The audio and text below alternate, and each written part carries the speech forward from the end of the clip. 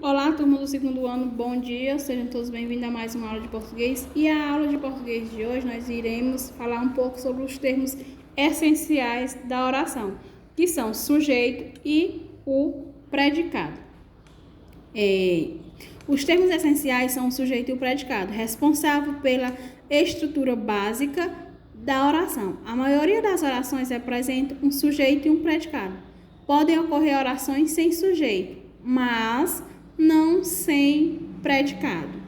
Os termos integrantes têm a função de completar o sentido de determinados verbos e nomes. São eles o objeto indireto e o objeto direto, complementos verbais e o complemento nominal e o agente da passiva. Os termos acessórios modificam ou especificam outros termos, não sendo fundamentais para a estrutura sintática das orações. São eles o adjunto adnominal e o adjunto adverbial e o aposto. Sua ocorrência nas orações se justifica por razões de ordem semântica e discursiva. Aí vamos falar sobre o estudo do sujeito. Por que nós vamos falar sobre o estudo do sujeito? O que é sujeito? Sujeito é o termo com o qual o verbo da oração concorda em número e pessoa, ou seja, o sujeito é o que eu falo, o predicado é de quem eu falo. E o sujeito, eles podem ser classificados em simples e composto, determinado ou indeterminado. E também existem as orações sem sujeito. Sujeito simples ou composto. Quando é que o sujeito é simples? Quando é que o sujeito é composto? O sujeito é simples é quando ele possui apenas um núcleo. Sujeito composto possui dois ou mais núcleos. Quando o sujeito é oculto, é aquele que, embora não explicitado na oração, pode ser identificado pela flexão de pessoa do verbo ou pela sua presença em outras orações do mesmo período ou de um antecedente. Já o sujeito determinado, quando é que o sujeito é determinado? É aquele que vem expresso na oração ou que pode ser identificado pela flexão de número, pessoa do verbo ou ainda pelo contexto do enunciado. Oração do mesmo período ou do período antecedente. E já o sujeito indeterminado, quando é que o sujeito é indeterminado? Ocorre quando não é possível identificar um referente explícito na oração, no contexto para a flexão verbal.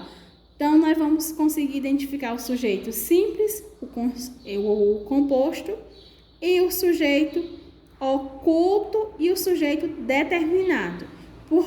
Por quê? Porque eles irão concordar em número e pessoa com quem eu estou falando. Já o sujeito indeterminado, eu não consigo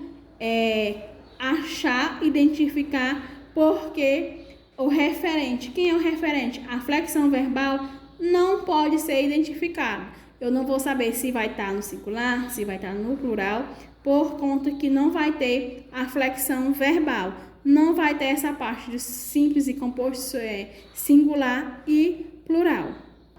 Aqui nós vamos estar tendo sobre as estruturas sintáticas do sujeito indeterminado.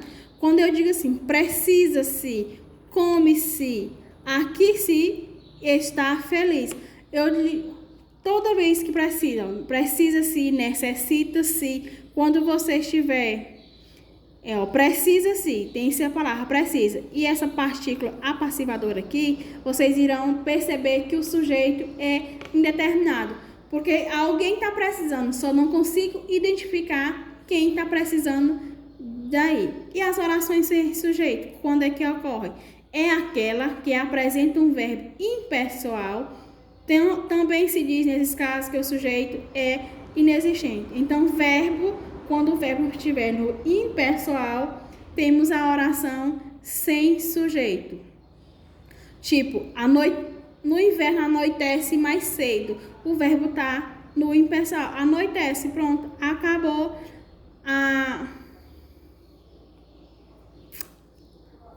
Como é que eu posso dizer que os verbos são impessoais? Por quê? Porque tem a sua flexão de número e pessoa determinada por um termo específico da oração. quando eu digo anoitece mais cedo, no verão anoitece mais cedo, eu quero dizer que o dia fica mais, termina mais cedo, viu? Com a sensação de estar terminando mais cedo. Por quê?